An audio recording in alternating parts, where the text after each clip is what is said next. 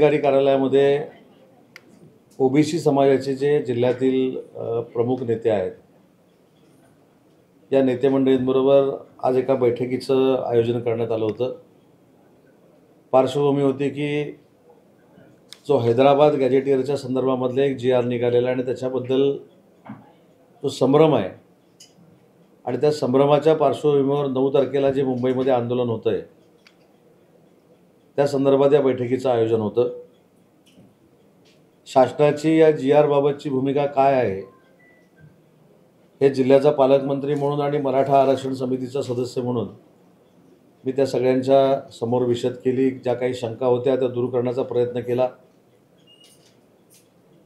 पण या शंका दूर करत असताना शासनाच्या वतीनं ज्या काही शंका दूर करायच्या आहेत त्याच्यासाठी मुख्यमंत्री महोदयांना कोकणच्या ह्या सगळ्या भूमिपुत्रांसाठी बैठकीचं आयोजन करावं अशा पद्धतीची मी स्वतः विनंती करणार आहे।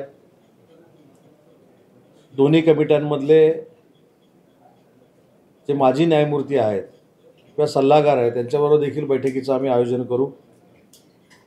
पण कुठच्याही परिस्थितीमध्ये कोकणातल्या कुणबी समाजावर अन्याय होणार नाही, त्यांचं काहीही नुकसान होणार नाही ही भूमिका महाराष्ट्र शासनाची आहे आणि भविष्यामध्ये देखील राहणार आहे।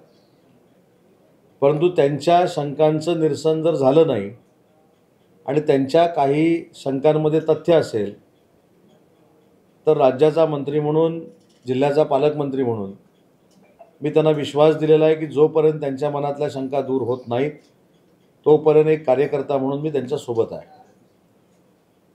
शेवटी सगळ्या समाज घटकांना न्याय देणं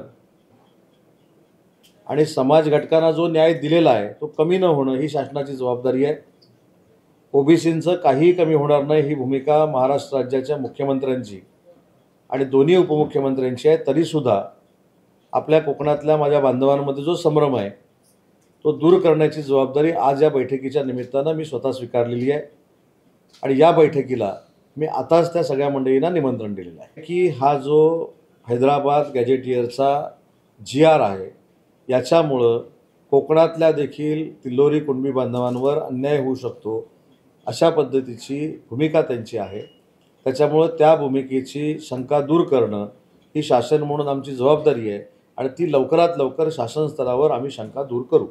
मराठवाड्यापुरता मर्यादित आहे, परंतु त्यांच्यामधनं ज्या काही शंका निर्माण झालेल्या आहेत त्याची उत्तरं ही तज्ज्ञांकडूनच घेतली पाहिजे। त्याच्यासाठी मुंबईमध्ये बैठकीचं आयोजन करू। पण हैदराबाद गॅजेट हा जी आर साहेब शासनानेच काढलेला आहे ना, मग गैरसमज होण्याबाबतीत नेमकं त्यांचं म्हणणं काय की त्यांना हा गॅजेट मान्य ना हैदराबाद की नेमकं काय? तर त्यांची भूमिका कोणाला आरक्षण मिळू नये अशी अजिबात नाही। शेवटी ही कोकणाची संस्कृती आहे, पण त्याचबरोबर आम्हाला जे मिळालेलं आहे ते कमी होऊ नये ही देखील त्यांची भूमिका आहे। मग ते जर कमी होत असेल तर ते कमी न होऊ देणं ही जबाबदारी आमची आहे। कमी होणार नाही ही तर शासनाची भूमिकाच आहे, पण त्यांच्या शंकेमध्ये सुरुवातीला म्हटलं की मी जर तथ्य असेल तर मी स्वतः जिल्ह्याचा पालकमंत्री म्हणून, एक कार्यकर्ता म्हणून शेवटपर्यंत कुणबी समाजांबरोबर आणि ओबीसी बांधवांबरोबर नक्की। आजची आकडेवारी जर आपण बघितली तर शिंदे समिती जी स्थापन केली तेव्हापासून आतापर्यंत आपल्याकडे फक्त 363 नोंदी जिल्ह्यामध्ये मिळालेल्या आहेत आणि त्या कुठं मिळालेल्या आहेत तर ते लांजा, राजापूर, रत्नागिरी, गुहागर, खेड, दापोली, मंडणगड इथे मिळालेले नाहीत। जिथं सह्याद्रीचा घाटमाता सुरू होतो त्या रत्नागिरी जिल्ह्याच्या परिसरामधल्या आहेत, पण त्याच्यातनं किती दाखले मिळाले तर फक्त 15 दाखले मिळालेले आहेत आणि 0 व्हेरिफिकेशन झालेले दाखले आहेत। म्हणजे ज्याला आपण काय म्हणतो जात पडताळणी जे म्हणतो ती एकही दाखल्याची झालेली नाही। त्याच्यामुळे 363 नोंदी सापडल्या, 15 दाखले दिले आणि त्याच्यातली एकाची जात पडताळणी झालेली नाही।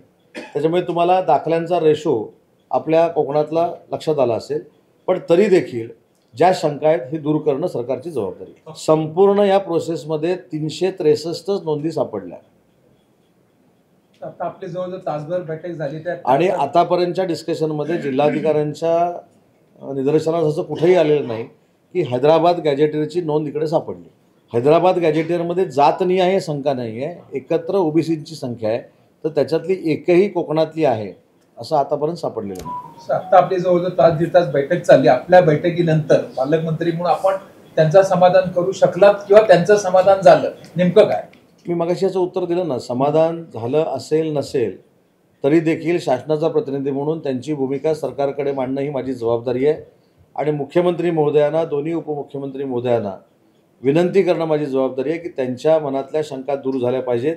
त्याच्यासाठी सविस्तर बैठकीचं मुख्यमंत्री महोदयांच्या अध्यक्षतेखाली आयोजन केलं जाईल. याबाबत देखील आमची सगळ्यांची चर्चा झाली. आता समन्वय समितीचे अध्यक्ष इथे आहेत, राजापूर तालुक्याचे अध्यक्ष इथं आहेत, अशा सगळी मंडळी जिल्ह्यातली आली आहेत, काही ठिकाणची फक्त आलेली नाही. त्याच्यामध्ये त्यांची भूमिका स्पष्ट आहे की आम्ही आमच्या समाजाला न्याय मिळवून घेण्यासाठी हे करतोय, राजकारणासाठी करत नाही. आणि जिथं कुठं राजकारण होत असेल तर तिथं बंदोबस्त करण्याचा निर्णय देखील आजच्या बैठकीत त्यांनी घेतला आहे. पण खरोखर साहेब ते राजकारण होतंय काय, तुम्हाला काय वाटतं साहेब? आता ठीक आहे, राजकारण होते काय? त्याचं उत्तर दिलं ना मी. आता काय होतंय, किशोर मोरे साहेबांचा प्रश्न पण तोच असतो, तुमचा पण तोच असतो. त्याच्यामुळे तुमच्या दोघांच्याही प्रश्नाला एकच उत्तर दिलं तरी बस. त्याचं प्रश्नाचं आपण भाषणामध्ये बोलताना उल्लेख केला की काही जण राजकारण करतात हे मला साहेब उत्तर त्याचं मी दिलं. त्याच्यावर त्यांनी गंभीर दखल घेतलेली आहे आणि असं कोण राजकारण करत असतील तर ते चालू देणार नाही अशी त्यांची भूमिका आहे. ओबीसी बैठकीचा हा एकच विषय, अन्य काय विषय होते या संदर्भात? समाजाचे अन्य विषय. सुरुवातीलाच सांगितलं की हैदराबाद गॅजेटियरच्या संदर्भामध्येच बैठक लावलेली होती, त्याच्यामुळे दुसरा विषय असण्याचं काय संबंधच नाही. मी समन्वय समितीमध्ये काम करतो. महाराष्ट्राची निवडणूक कशा पद्धतीनं महायुतीनं लढायची ह्या कमिटीवर मी आहे. त्याच्यामध्ये शिवसेनेचा मुख्य म्हणून मी काम करतो. एखाद्या जिल्हाध्यक्षानं महाराष्ट्रामधलं स्टेटमेंट दिल्यानंतर त्याच्यावर माझी स्टेटमेंट काय नाही. अतिशय भयावह परिस्थिती आहे. मगाशी मी आणि कलेक्टर साहेब आणि CO साहेब मॅडमची देखील चर्चा झाली. अतिशय भयावह परिस्थिती आहे, म्हणजे आपण कल्पना करू शकत नाही एवढी वाईट परिस्थिती आहे. आम्ही देखील उद्योजकांना विनंती केलेली आहे की त्यांनी देखील त्यांच्या CSRमधनं मदत करावी. आम्ही देखील वैयक्तिक त्या ठिकाणी मदत ह्या हाताला न कळता देखील तिथं आम्ही पाठवतोय. त्याच्यामुळे मला असं वाटतं की मदत केली पाहिजे, तिथं लोकांनी गेलं पाहिजे, लोकांना आधार दिला पाहिजे. आणि याच्यामध्ये मी एकनाथ शिंदे साहेबांना मनापासून धन्यवाद देतो की उद्या होणारा आझाद मैदानावरचा दसरा मेळावा त्यांनी स्थगित केला. परंपरा म्हणून आम्ही तो बहुतेक गोरेगावला मेळावा हा करतोय.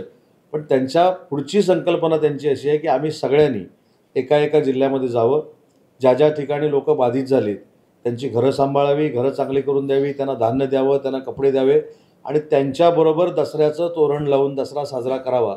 यासाठी आम्ही सगळे उद्या दुपारपर्यंत विविध जिल्ह्यांमध्ये आहोत. पहिल्या दिवसापासून आपण मदत करतोय शिवसेनेच्या माध्यमातून आणि ते आम्ही सगळ्यांनी केली म्हणजे कोकणानंच केली. जाहीरनाम्यामध्ये आपण वचन दिलं होतं कर्जमाफीचं, ते नसल्यामुळे मराठवाड्याचे शेतकरी प्रचंड नाराज आहेत आणि विरोधक म्हणतात ते असंवेदनशील सरकार आहे, असं कधी अजूनही कर्जमाफी देत नाही. असं कधी बोलले? आता काल पण बोलले, आमच्या सकाळी 10चा बोंग्याने आज पण सांगितलं. हे तुम्ही बोलताय? पण मी बोलतो ना, तर तुम्ही बोलण्याच्या अगोदर मी बोलतो. नाही, मुद्दा असा आहे, कर्जमाफी करण्याच्या संदर्भातला पूर्ण अभ्यास सरकार करतंय. त्याच्यावर काल देखील कॅबिनेटमध्ये चर्चा झाली. योग्य वेळी तिन्ही नेते मंडळी एकत्र बसतील आणि पहिलं पूरग्रस्त भागाला काय द्यायचं आहे त्याच्यावर निर्णय घेतील आणि जे आम्ही अजेंडामध्ये म्हटलेलं आहे त्या संदर्भामध्ये देखील आमचा सरकारचा अभ्यास सुरू आहे. काही महिन्यातच आता जिल्हा परिषद, नगरपालिका, पंचायत समित्या निवडणुका जाहीर होतील. आजच मी माहिती घेतली की नगरपालिकेच्या मतदार याद्या करण्याचे आदेश जिल्हाधिकाऱ्यांना आलेले आहेत. त्याच्यामुळं असं म्हणायला हरकत नाही अंदाजानं की नगरपालिकेच्या निवडणुकीचे पडघम वाजायला सुरुवात झालेली आहेत. म्हणूनच काही मंडळी नगराध्यक्ष पदापर्यंत पोहोचलेली आहेत. पण आपली साहेब तयारी, पालकमंत्री म्हणून आपण कधी पण उद्या आचारसंहिता लागली तरी तयारी काय असेल? रत्नागिरीच्या प्रत्येक स्थानिक स्वराज्य संस्थेवर महायुतीचा भगवा फडकलेला आपल्याला दिसणार. कसं आहे, कोण काय बोलतो याच्यापेक्षा नेते काय ठरवतात हे महत्त्वाचं आहे. आता मी इथं एखादी गोष्ट ठरवली तर मला ते अधिकार आहेत का? जर राज्याचा उद्योगमंत्री म्हणून आणि समन्वय समितीचा सदस्य म्हणून जर मला अधिकार नाहीत तर बाकी कोणी बोलून काय उपयोग नाही त्याचा. नेते ठरवतील, नेते सक्षम आहेत. अजून नेत्यांवर इकडच्या नेत्यांचं ऐकून डिसिजन घ्यायची वेळ नाही आली. ते तिघही नेते अतिशय चांगल्या पद्धतीनं काम करत आहेत, ते निर्णय घेतील. सगळीकडे अख्ख्या महाराष्ट्रामध्ये महायुती होणार हे आमचं धोरण आहे. विधानसभेच्या अगोदर देखील दसरा मेळावा झाला होता, त्याचे पडसाद चांगल्या पद्धतीनं विधानसभेच्या निवडणुकीमध्ये उमटले. 100 जागा त्यांनी लढवल्या, 20 जागा त्यांच्या निवडून आल्या. तसेच पडसाद महानगरपालिकेच्या निवडणुकीला उमटले. माझं म्हणणं एक विनंती अशी आहे, कलेक्टर साहेब पत्रकार परिषदेमध्ये आहेत, SP साहेब आहेत, CO मॅडम आहेत, त्यामुळे राजकीय नको, ह्याच्यावरच बोलू आपण. तुम्हाला राजकीय सगळं काय पाहिजे ते तुम्हाला देतो. टाइम्स डिजिटलला लाईक करा, शेअर करा, सबस्क्राईब करा आणि बेल आयकॉन दाबायला विसरू नका. Times digital.